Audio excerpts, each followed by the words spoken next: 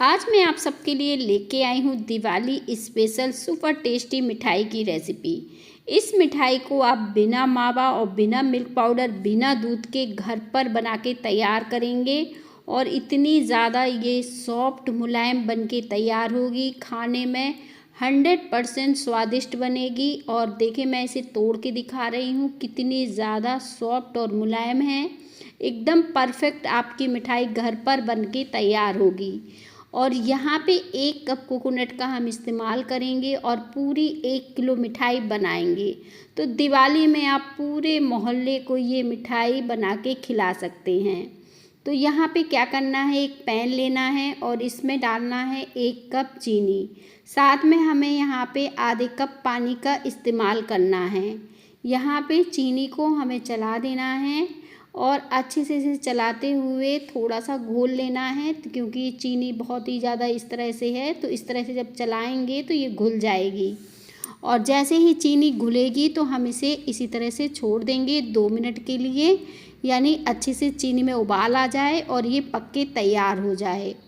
तो बस इस तरह से हम इसे उबाल कर तैयार करेंगे और इसी से आज हमारी मिठाई बनके तैयार हो गई, जो कि खाने में बहुत ही स्वादिष्ट लगने वाली है।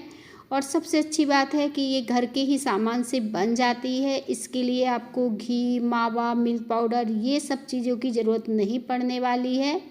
अब हमने चीनी को अच्छे से घोल दिया और इसमें उबाल आने का इंतज़ार किया। जैसे ही उबाल आने के बाद इसे 2 से 3 मिनट हमने पकाया और फिर इस तरह से इसके किनारों से हमने थोड़ी सी चाशनी निकाली और कटोरी में डाल के हमें चेक करना है। और देखिए अभी काफ़ी गाढ़ी ये चाशनी दिख रही है, तो कुछ इस तरह से हम कटोरी में डाल देंगे और एकदम पास से मैं दिखा रही हूँ कितनी ज़्यादा ये गाढ़ी और बढ़िया चाशनी बनके तैयार हुई है। और कटोरी वाली चाशनी को हल्का सा जब ठंडी हो जाएगी तो मैं इसे उंगलियों पर कुछ इस तरह से लगाऊंगी और इसका देखेंगी हल्का सा आपको तार सा बनते दिखाई देगा। पूरा तार नहीं जा रहा है, टूट रहा है, कोई बात नहीं, पर 1 तार की लगभग ये चाशनी हो गई है। इससे ज़्यादा हमें तार इसमें मतलब नहीं बनाना है, बस 1 तार ही बनाना है। और बस इसे बंद कर देते हैं और इसे साइड रख देंगे। इस चाशनी को साइड रख देंगे। जो चाशनी से बनी मिठाई होती हैं वो एकदम परफेक्ट सेट होती हैं, मुंह में नहीं चिपकती हैं और बहुत ही अच्छी बनती हैं। यहाँ पर अब मैं 1/3 कप मैदे का इस्तेमाल कर रही हूँ। आप चाहो तो गेहूं के आटे का भी इस्तेमाल कर सकते हो। और बस इसे धीमी आंच में 2 मिनट के लिए इस तरह से मैं चला लूँगी।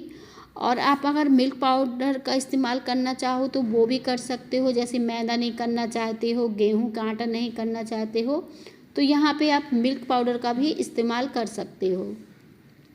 अब 2 मिनट के लिए हमने इस तरह से मैदा को सेका और बस इस तरह से जब ये अच्छे से खिली खिली सूखी सी हो गई तो हम इसमें घी ऐड कर देंगे। तो जितनी हमारी मैदा है उतना ही हम इसमें घी ऐड करेंगे।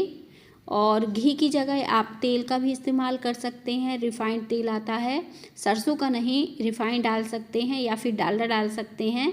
तो इस तरह से आप अच्छे से मिक्स कर सकते हैं। तो यहाँ पे देखें घी डालने के बाद हम 2 से 3 मिनट के लिए इसे इसी तरह से चलाते हुए बढ़िया तरीके से भूंज कर तैयार करेंगे। इसका हमें कलर चेंज बिल्कुल नहीं करना है, हल्का सा ही हम इसको भूंजेंगे। जब अच्छे से इससे खुशबू सी आने लगेगी तो हम तुरंत गैस को बंद कर देंगे। और इसी से आज आपकी मिठाई पूरी 1 किलो बनके तैयार होने वाली है। और देखें हल्की सी ही ये कलर चेंज हुआ है, बहुत ज़्यादा इसका कलर चेंज नहीं किया है। तो बस ये भूंजकर तैयार हो गई है। मैंने आँच को बिल्कुल धीमा कर दिया है और इसमें अब हम डाल देंगे ये ड्राई कोकोनट। 1 कप मैंने यहाँ पे ड्राई कोकोनट का इस्तेमाल किया है और अच्छे से इसे मिक्स कर देंगे इसी में। बस जब इस तरह से हम इसे चलाएंगे तो ये अच्छे से मिक्स हो जाएगा। अब आँच को आपको बिल्कुल धीमा ही रखना है और धीमी आँच में ही सारा काम ये करना है। अब जो चाशनी हमने बनाई थी अब हम इसे डाल देंगे। डालने के बाद हम इसे तुरंत चलाएंगे 2 मिनट के लिए। तो बस इसे जैसे ही चाशनी हम डालें और इसे तुरंत चलाना शुरू करेंगे इस तरह से। अब हमारी चाशनी एकदम परफेक्ट बनी है और मिठाई देखें कुछ इस तरह से आपको दिखेगी। तो अभी हम इसे 2 से 3 मिनट के लिए और पकाएंगे, कुछ इस तरह से, जब तक ये थिक ना हो जाए। तो बस इस तरह से धीमी आंच में आपको इस तरह से चलाते हुए इसे पका लेना है। आप इसमें कोई कलर ऐड करना चाहें तो कलर भी कर सकते हैं ऐड, लेकिन मैंने इस मिठाई को बिल्कुल जैसी है वैसे ही सफ़ेद रखा है और इसी तरह से ये मिठाई बहुत ही अच्छी बनती है। अब देखें इसमें इस तरह से बबल्स पड़ रहे हैं, तो मैं धीमी आंच करके कुछ इस तरह से इसे चला रही हूँ। बस 2 मिनट और लगने हैं और ये मिठाई हमारी बनके तैयार होने वाली है। तो देखें ये काफ़ी थिक हो गई है, कुछ इस तरह से आपको दिखने लगी होगी, एकदम थिक सी हो गई है, काफ़ी पक चुकी है। तो बस जब इस तरह से हो जाए तो हमें तुरंत गैस को बंद कर देना है। ये देखें काफ़ी थिक हो गई है, इस तरह से आपको दिख रही होगी। अब हम गैस को बंद कर देते हैं और इसे निकाल लेते हैं। इसे निकाल के साइड रख लेंगे।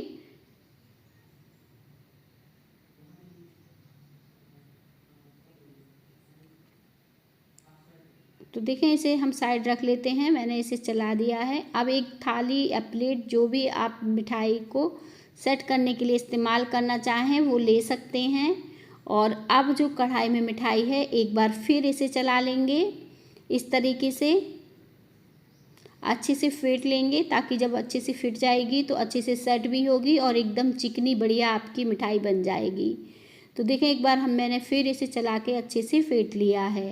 अब थाली में हम इसे डालेंगे और इसे सेट होने में बिल्कुल भी समय नहीं लगने वाला है। 10 से 15 मिनट में ही आपकी मिठाई अपने आप ही सेट हो जाएगी। इस मिठाई को आपको फ्रिज वगैरह में रखने की ज़रूरत नहीं पड़ेगी और एकदम परफेक्ट ये सेट होगी। अब मैंने इसे डाल दिया है, अच्छे से चिकना कर दिया है। आप चाहो तो कोई भी ड्राई फ्रूट इसके ऊपर डाल सकते हो। गरम गरम मिठाई पे अगर ड्राई फ्रूट डालोगे तो वो सेट हो जाते हैं।